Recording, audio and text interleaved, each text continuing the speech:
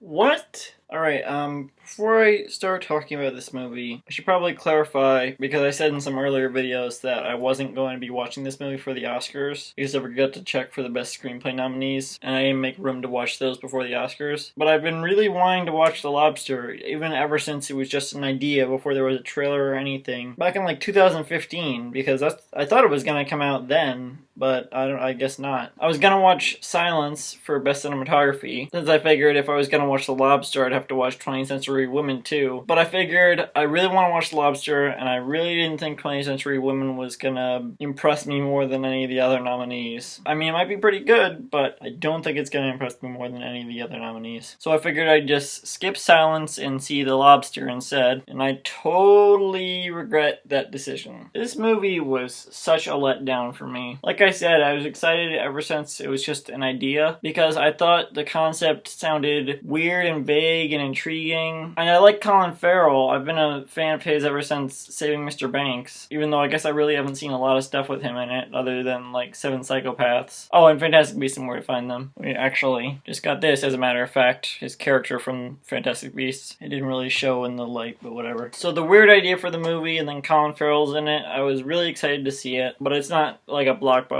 so I wasn't going to see it in a first run theater, and I didn't see it in the second run theater. So now that it's in Redbox, this is the first chance I would have even got to see it, which is why it took me so long. Plus, I don't use Redbox a lot. I've just been using it again more while watching the Oscar nominees, because it has a couple of those. I didn't want to just pirate them all. But yeah, and I think I might have seen one trailer on it a long time ago. It was also kind of vague. I try not to watch the trailers for movies, especially movies I already don't know a lot about. If it's something like, I don't know, Suicide Squad or something, that's just an example I thought of off the top of my head, I figure watching a bunch of trailers isn't gonna ruin it, because they're just gonna show a lot of the action. They're not gonna give away a lot of the plot. But for movies like this, I try to stay away from too many trailers, because I don't want anything to be spoiled. Like, I watched the trailer for Fences and Hell or High Water, and they, like, give away all the best moments of the movie. Especially for Hell or High Water, when the plot structure is, like, so weird you don't want it spoiled. The trailer totally ruins the plot structure, in my opinion. But anyway, yeah, so I didn't really know what I was getting into with this movie, because when I had read the plot and was excited for it and everything, that was a while ago, so I didn't even really remember what the plot was. Something to do with people getting changed into animals or something, and like being forced to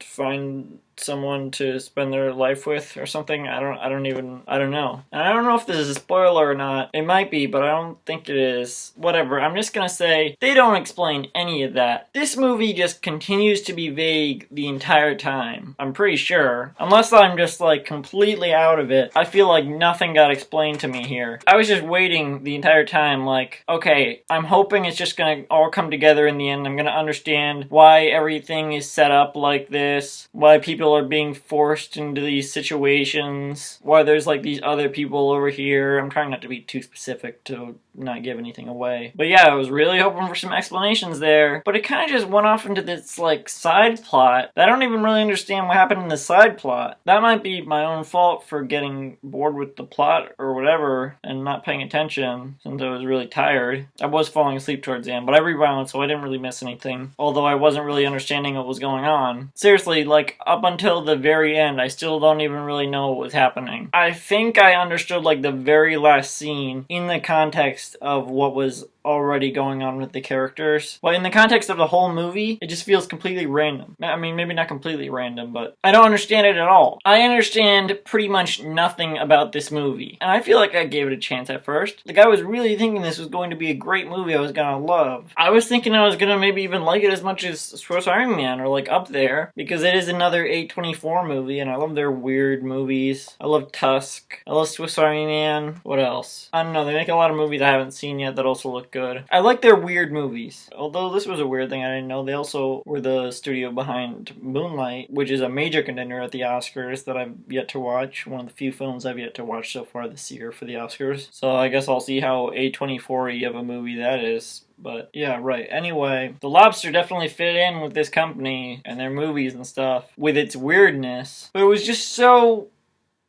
I don't know anything that happened in it. I feel like I can barely even rate this movie because I don't know what happened in this movie at all. I can only describe the events that transpired in this movie as like the character going from place to place because I don't know the context behind any of these scenes. Not that they don't give it, but they don't really give the context to the world. So I don't understand the context of the world at first, which is already confusing. And then the whole plot is just pretty much something taking place within this world that they don't explain. At least that's the best way I can think to describe it. I don't know. I just feel like this movie didn't give me anything. Even Collin Farrell's performance wasn't even that great. He was just like a kind of weird Weasley guy, I guess. I don't know about Weasley, but he kind of reminded me of the character from Her, Joaquin Phoenix's character. Probably just because he looked the same with his hair and mustache and glasses and kind of dweeby button-up shirt stuff. I don't know. I'm sure there's someone out there who can explain this movie to me, but the fact that I watched this movie and barely understood it, that's enough for me to just give it a 5 out of 10. And I'm not going to change my rating because I stick with the rating I give it after I see it, which is why I'm still keeping Arrival at a 6.5 out of 10, which is the same rating I gave Suicide Squad. If I were to change them, I'd probably give Suicide Squad a lower rating and Arrival like a 7, a higher rating. But I'm not changing them because that's the rating I gave them when I saw it, and I think that's the truest rating you can give it. Because before anyone else's opinions or explanations or thoughts can get into your head about the movie. It's just your own pure experience of the movie. That sounds stupid and deeper than it is. It's really not. Because I said like pure experience of the movie. Whatever. It's, I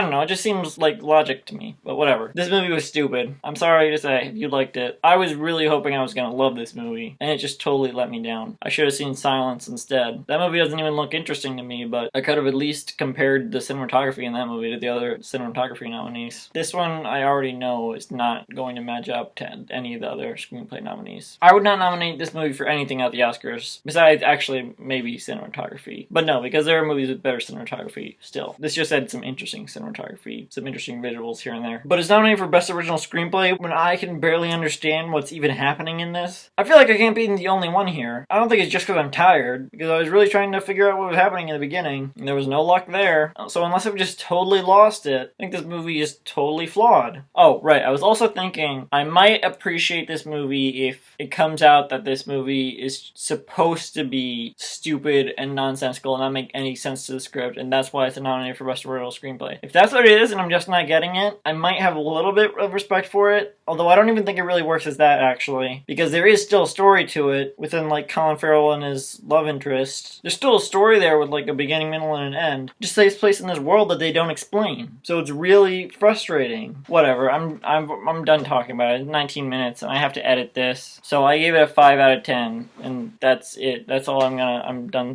talking about it. I'll see Moonlight tomorrow or something, Hidden Figures, I don't know.